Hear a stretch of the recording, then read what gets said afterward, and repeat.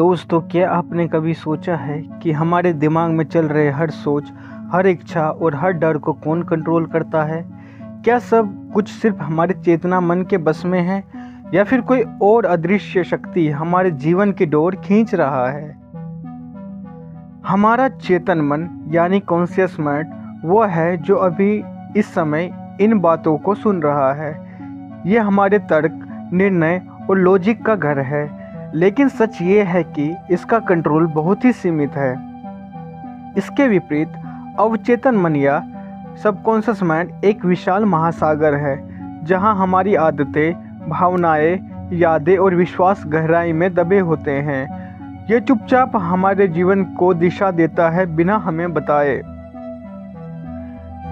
यहाँ मैं आपको एक कहानी सुनाता हूँ।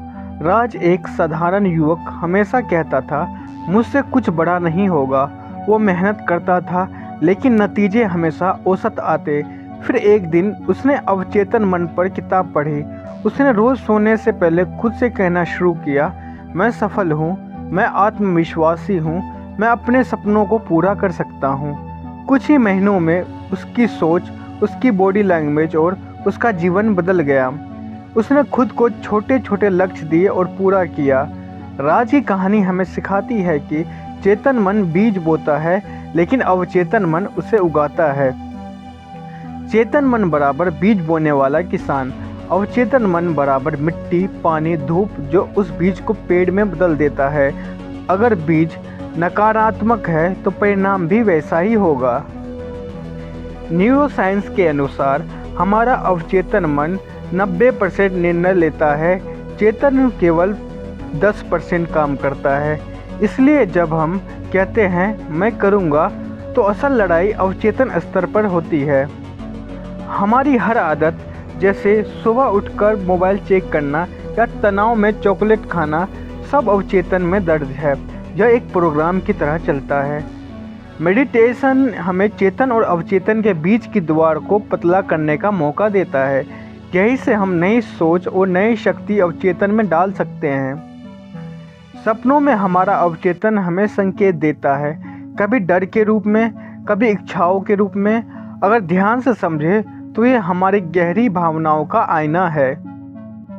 अगर बचपन से हमें बार बार कहा गया हो, तुम कमज़ोर हो, तुमसे नहीं होगा, तो अवचेतन मन उस पर विश्वास कर लेता है और जीवन भर उसी विश्वास के अनुसार हमें परिणाम देता है।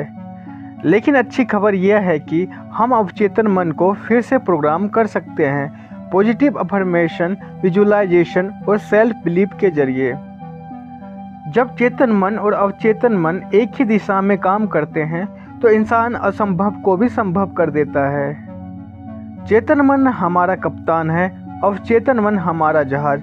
अगर कप्तान सही दिशा दे तो जहाज हमें सही मंजिल पर ले जाएगा। दोस्तों, चेतन और अवचेतन मन का रहस्य यही है। हमारी असली ताकत भीतर छुपी है, बस हमें उसे जागृत करना है। आपको हमेशा कहना है, मैं अपने अवचेतन की शक्ति को जागृत करूंगा। दोस्तों, हमने आज समझा कि हमारा चेतन मन सिर्फ ऊपर की सतह है, लेकिन असली ताकत अवचेतन मन के विशाल महासागर में छिपी है।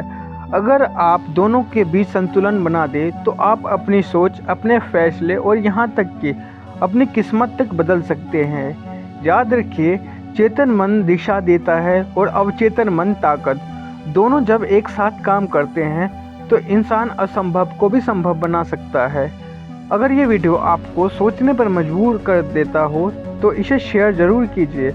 और हाँ, हमारे चैनल कोस्मो ज्ञान बाय आयुष को सब्सक्राइब करना मत भूलिए, क्योंकि यहाँ हम हर बार आपके सामने लाते हैं ब्रह्मांड और आपके भीतर छिपे रहस्यों का संगम।